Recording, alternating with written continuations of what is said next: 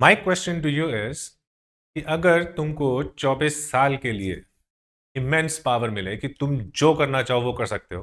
तुम हवा में उड़ना चाहो, तुम गायब होना चाहो, तुम मरे हुए को जिंदा करना चाहो, तुम वो सब कुछ कर सकते हो 24 साल के लिए।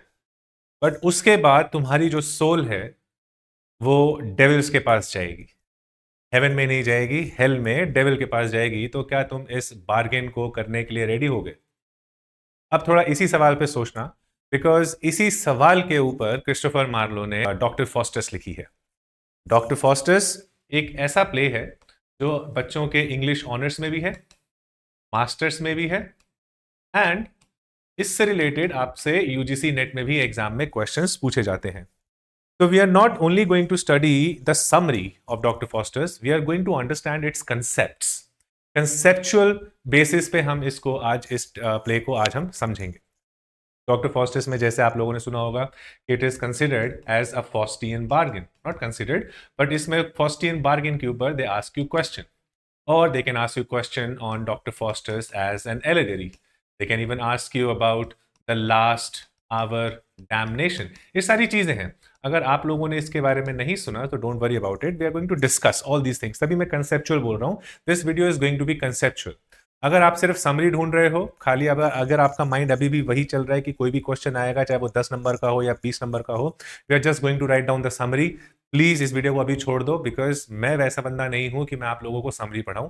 मुझे इंटरेस्ट होता है, खुद भी इंटरेस्ट है मेरे को कंसेप्ट्स में, और मैं चाहता हूं कि मेरे जो लिसनर्स हैं, मेरे जो व्यूअर्स हैं या मेरे जो स्टूडेंट्स हैं, जो खासकर लिटरेरी स्टूडेंट्स, अगर आप अपने आप को लिटरेचर स्टूडेंट बोलते हो तो आप लोगों को खाली समरी में इंटरेस्ट नहीं होना चाहिए। You should also be knowing about the concept, और ज्यादातर आपको कंसेप्ट पता होने चाहिए। अगर आप स्कूल के लेवल के ही टीचर रहना चाहते हो तो कोई दिक्कत नहीं है। अगर आप खाली नॉर्मल ऐसे स्टूडेंट हो कि सिर्फ ने जिसने सिर्फ टाइम पास के लिए ग्रेजुएशन में इंग्लिश ऑनर्स लिया है या मास्टर्स कर रहा है तो कोई प्रॉब्लम नहीं है, फिर तो आप सिर्फ समरी देखो। But if you are looking forward to become an assistant professor और अ प्रोफेसर, यूजीसी क्रैक करने के बाद जब सामने इंटरव्यू देने बैठोगे और उन्होंने आपसे पूछ लिया कि ठीक है फॉस्टियन बार्गेन के बारे में कुछ बताओ, समरी बताओगे वहां का डॉक्टर फॉस्टस की, हाँ, हो गया फिर तो सिलेक्शन तुम्हारा। उनको पता लग जाएगा रट्टू तोता है। तो रट्टू तोते को प्रोफेसर में कोई भी शामिल नहीं करता, कोई भी आपको जो है वहां पर हायर नहीं करेगा। And obviously hiring is not my purpose, कि मैं ये नहीं चाह रहा कि आप लोगों का हायरिंग हो जाए। आई वॉन्ट कि आप लोगों का कंसेप्ट क्लियर हो। तो ये सारे कंसेप्चुअल थिंग्स है, जैसे मैंने बताया लास्ट आवर डैमनेशन, और they can ask you about the 7 deadly since. क्या है 7 डेडली सिंस, है ना? अब है क्या, देखा क्या गया है कि मेरे पास जब बच्चे आते हैं, मैंने आस्क देम दिस क्वेश्चन, अगर उन्होंने ये प्ले पढ़ रखा हुआ है, तो for them 7 deadly sin is nothing कि बट डॉक्टर फॉस्टर्स था, उसको 24 साल के लिए उसने अपनी सोल को बेच दिया और उसके बाद वो सब कुछ करने लगे। मेफिस्टोफेलिस ने उसकी हेल्प करी और वो मरना, जब 24 साल के बाद उसको जब पूरा उसका टाइम पीरियड पूरा होगा तो उसकी सोल को फाड़ के, उसकी बॉडी को फाड़ के सोल निकाल के ले गए। Is this the answer of 7 deadly since? है, तो पता होना जरूरी है ना कि है क्या। Doctor Faustus also as a morality play, ये भी चीज है morality play. Doctor Faustus as a farce या doctor Faustus as a slapstick comedy. तो ये सारी जो टर्मिनोलॉजी है ये सब आपको पता होनी चाहिए।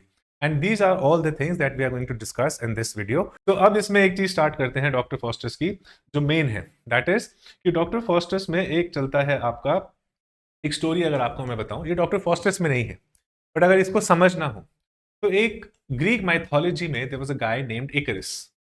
इकरिस was the son of Daedalus. तो ये प्रिजन में, बाप बेटे थे ये, Icarus was the son of Daedalus. तो ये प्रिजन में इनको कैद करके रखा हुआ था। वो बहुत ही अच्छा जो है चीजों को बनाता था। तो इसके फादर ने क्या किया, वो अपने बेटे को पिंजरे में या फिर प्रिजन में नहीं देख पा रहा था, तो इसके फादर ने इसको विंग्स बना के दिए कि मैं तेरे को विंग्स बना के देता हूं, तो इस पिंजरे से उड़ के बाहर चला जा, एटलीस्ट तू तो आजाद हो। बट वो जो विंग्स थे, वो जो विंग्स थे वो विंग्स आपके वैक्स के थे, वैक्सन विंग्स थे वो, मोम के। इसके फादर ने इसको एक नसीहत दी थी कि देख मैं तेरे को विंग्स तो दे रहा हूँ, तू उड़ के जरूर बाहर निकलियो, लेकिन इसको सिर्फ अपनी आज़ादी के लिए यूज करियो। आज़ादी इन द सेंस कि यहाँ से उड़ के तू ज्यादा ऊपर हवा में मत जाइयो, बिकॉज तू ज्यादा ऊपर आसमान में जाएगा तो तू उतना ही सूरज के करीब आएगा, और जितना सूरज के करीब आएगा उतने ही your wings are going to melt. तो तू जितना हाई अपना एम्बिशन को रखेगा उतना ज्यादा तू सन के पास जा रहा है, सन के पास जा रहा है, तो your wings, because they are waxen wings, they are going to melt away. और अगर वो मेल्ट होकर तेरे वेट को नहीं सहा पाए तो तू पूरा, you will fall down to your death. And that is exactly what happened. जब उसने उड़ना शुरू किया तो वो अपनी एम्बिशन को कंट्रोल नहीं कर पाया। वो और ऊपर और ऊपर और ऊपर जाना चाहता था। He could not set his limit.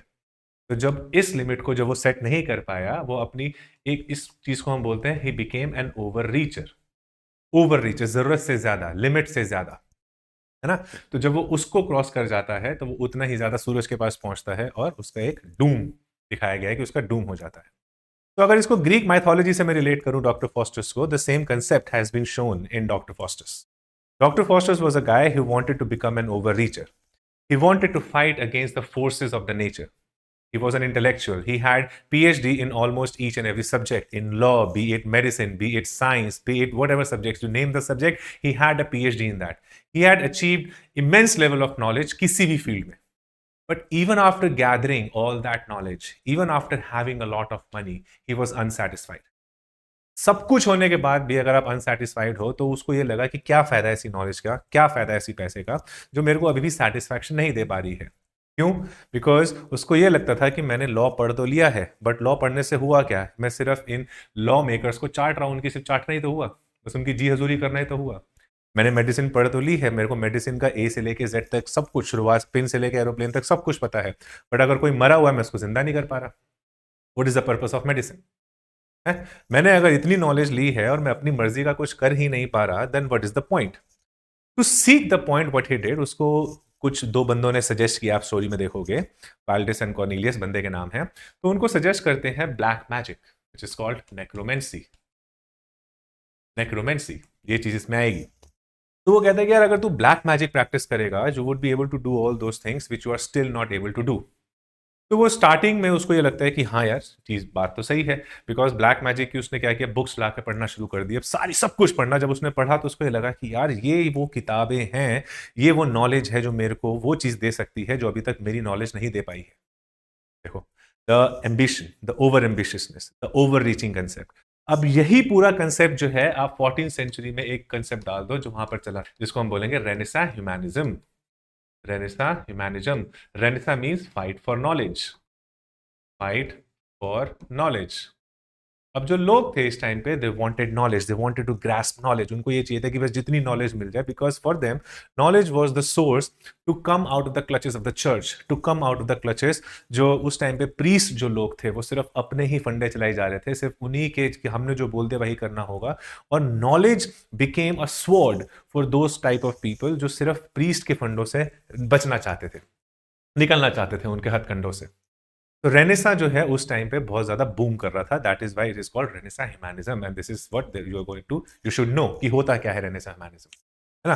सो वही कंसेप्ट अब इसमें लगा लो, डॉक्टर फॉस्टस में वही चीज इसमें चलती है, because he wanted to have immense level of knowledge, और उस नॉलेज को वो यूटिलाइज कर सके, यूज करना चाह रहा था, बट अपने पर्पस के लिए वो यूज नहीं कर पाया। तो उसने क्या किया, अपना रास्ता डाइवर्ट किया towards black magic which is called necromancy. When he learn necromancy, अब हुआ क्या कि वहां पर उसके पास हेल से जो है, हेल से आता है मेफेस्टोफिलिस। मेफेस्टोफिलिस। Now, Mephistopheles, for those of you who don't know Mephistopheles कौन है, Mephistopheles was a server or a servant to Lucifer. Lucifer, या फिर आपने सेतन का नाम सुना होगा, लुसिफर और सेतन, अगर आपने पैराडाइज लॉस्ट पढ़ी है तो उसमें सेतन है हेल का किंग, इसमें लुसिफर दिखा है same. Satan is nobody but the king of hell, king of hell, जिसको गॉड ने हेवन से नीचे फेंक दिया है, फॉलन एंजल भी पैराडाइज लॉस्ट में सेतन को बोला गया है, हेल से उसको हेल में फेंक दिया गया है। तो Satan was a kind of a king जिसने ये बोला कि मैं हेल का किंग बन के जीऊं तो ज्यादा अच्छा है, बजाय हेवन में तुम्हारा नौकर बन के जीऊं भगवान का। रिमेंबर दिस, उसने ये कहा it is better to be the king of hell rather than being the servant of heaven और द सर्वेंट इन हेवन, है ना। कि उसका उसका मकसद था, उसकी अपनी लाइफ है, तो उसने ह्यूमैनिटी से या मैनकाइंड से जो है, क्योंकि उसको गॉड से रिवेंज चाहिए था, उसने ह्यूमैनिटी को यूज किया, उसने मैनकाइंड को यूज किया गॉड से रिवेंज लेने के लिए, बिकॉज गॉड की क्रिएशन ही है मैनकाइंड, वो गॉड से डायरेक्टली तो पंगा ले नहीं सकता था, अगर लेता होता तो पहले ही उसको क्यों वहां से वो बाहर निकलवाता, अपने आप वहां पर गॉड को निकाल देता बाहर, इतने पावरफुल तो था नहीं वो। सो उसने जो नेक्स्ट बेस्ट चीज थी गॉड की, वो ह्यूमैनिटी या मैनकाइंड, उससे उसने मजे लेने या पंगे लेने शुरू करे। तो अब इसका जो सर्वेंट है दैट इज मेफेस्टोफेलिस, इनके फॉलोअर्स थे, जब सेटन आए तो इसके साथ इनके सारे काफी बेल्ज़ेबुब, मेफेस्टोफेलिस ये सब है इनमें, वो सब इनके पीछे पीछे आ जाते हैं लूसीफर के पीछे। तो Mephistopheles is the guy who comes first, he is the devil who comes first, and doctor Faustus wanted to know a lot many questions, first of all कि who created the world. Mephistopheles can not answer that because वो hell का है, he can not even take the name of the person जिनके against उनकी fight है, God, वो नहीं नाम ले सकता। तो वो इग्नोर करता है ऐसे क्वेश्चन को जिसमें भी गॉड का या फिर डिविनिटी का इन्वॉल्वमेंट होता है। ये चीजें आपको माइंड में रखनी है। तो मैं आपको समरी बता रहा हूं साथ साथ, but my aim is not just to clear out the summary but also to include the concept. Again conceptual knowledge आप लोगों को होना बहुत ज्यादा जरूरी है, बिना उसके बिल्कुल भी मजा नहीं आएगा, है ना।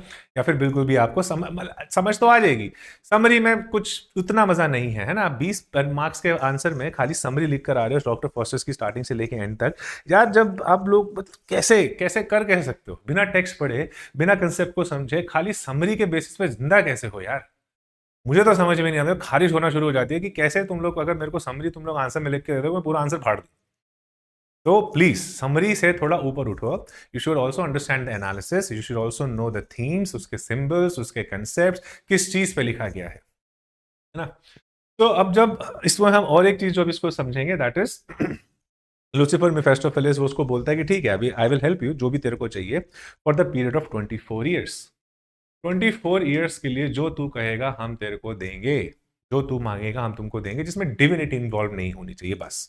For example marriage is a Holi alliance, हम वो नहीं कर सकते, है ना। ऐसी कुछ है सारी चीजें। तो for the period of 24 years we are going to help you with whatever you want, but after the end of 24 years जो तेरी सोल होगी, the soul rather than going to heaven, वो हमारे पास हेल में आएगी। ये ध्यान रखियो बस, ये हमको इस पे कॉन्ट्रैक्ट साइन करेंगे तेरे साथ। You have to sign a contract with us, heaven में नहीं जाएगी, हेल में आएगी for the period of 24 years. तो इस स्टेज पे यू विल सी एक एलागोरिकल एलिमेंट इसमें प्ले होते हैं।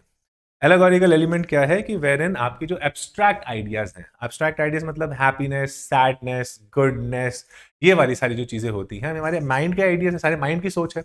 अब ये मान लो कि आपके सामने एज अ कैरेक्टराइजेशन या कैरेक्टर्स बन के आ जाए, बेसिक टर्म्स में वी कॉल दिस एलेगरी या एलेगराइजेशन। तो डॉक्टर फॉस्टर्स में if they ask you the question doctor Faustus as an allegory, it means कि उसमें ऐसे एलिमेंट्स बताओ कि जो एलेगोरिकल टर्म्स में, एलेगोरिकल सेंस में यूज करे गए हैं। तो जैसे अगर मैं बोलूँ, आपने देखा होगा कहीं सीरियल्स में क्या होता है ना कि एक पैसे की पेटी पड़ी हुई है और आप मेट्रो में मान लो जा रहे हो और आपको सामने एक पैसे की पेटी दिख गई, आपको देखा है कि एक बुजुर्ग से अंकल बैठे हुए हैं जो शायद अपने इलाज के लिए, वाइफ के इलाज के लिए उन्होंने पैसे रखे हुए हैं। पेटी में थोड़ा आपको अंदाजा हो रहा है कि, या फिर बैग रखा हुआ है और वो उठ के स्टेशन से उतर को, बट बैग वहां पर भूल गए। अब आपने जब चैन खोली तो आपको अंदर गड्डियां दिखी भरी हुई। तो आपके माइंड में दो सोच आ सकती है। अगर आप एक इविली कैरेक्टर हो तो दूसरी सोच तो भूलिएगा, बट फिर भी दो सोच आती है कि यार मैं दूं या ना दूं, है ना। क्या पता उनको किस चीज के लिए चाहिए हो, या क्या पता यार भगवान ने शायद मेरे ऊपर कृपा करनी हो। तो यू आर थिंकिंग, आप गुड भी सोच रहे हो, आप बैड भी सोच रहे हो। तो इसमें वही गुड और बैड की जो सोच है, मान लो आपके सामने आप ही के दो करेक्टर बन के आ गए, जैसे पुराने टीवी सीरियल्स में जो दिखाते नहीं थे कि एक औरत जो है वो खड़ी और वो सोच रही है कि ये तू कर, नहीं ये तू मत कर, तो वो दोनों ही उसकी इमेजेस बीइंग अ कैरेक्टर उसके सामने आ जाते हैं। तो वो चीज, वो एलेगरी इसमें होती है कि आपकी अच्छी सोच, आपकी बुरी सोच। टॉम एंड जेरी में देखा होगा कि टॉम के यहाँ जो जेरी है उसका डेविल जेरी और एंजल जेरी वहां पर होते हैं। सिंग वाला जेरी डेविल जेरी इधर होगा, एंजल जेरी उसका व्हाइट क्लॉथ होगा ऐसे करके, तो वो उसी के कान में खाना पुसी करते रहते हैं। That is what I am trying to say.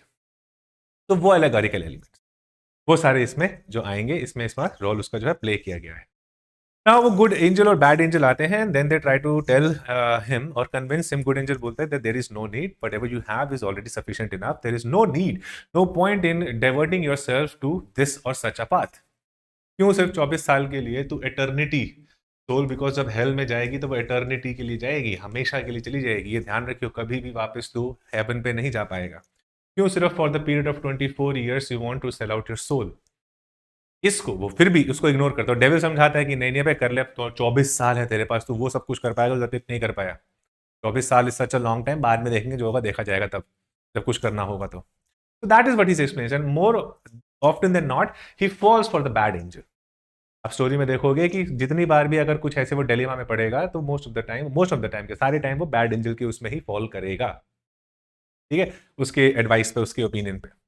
तो that is why doctor Faustus को एक पुअर बार्गेन भी बोला गया है। It's a poor bargain because he sold his soul away for a period of 24 years for his whole eternity. तो इसको या तो आप पुअर बार्गेन बोल लो, और दे कैन आस्क यू, और they can ask you to write the answer on Faustian bargain. What is a Faustian bargain, ये है उसमें फॉस्टियन बार्गेन और पुअर बार्गेन। ये चीज क्लियर होनी चाहिए। इस वीडियो को I am going to keep अभी इतना ही शॉर्ट। तो इससे थोड़ा और डिटेल में होगा। इसका जो आगे का पार्ट जो होगा मैं नेक्स्ट वीडियो में रखूंगा, because I don't want you guys to get bored. अगर थोड़ी सी बाइट साइज इन्फॉर्मेशन रखोगे तो bite size information is definitely going to help you in cracking up the exam. ठीक है, तो एक बार देखते हैं आप लोगों को ये कितना समझ में आया। कोई डाउट है तो कमेंट से मेंशन कर देना, we are definitely going to discuss that. But next part जो है उसमें हम इसके आगे के कंसेप्ट्स को जो है समझेंगे along with the summary. See you soon in the next video, take care guys.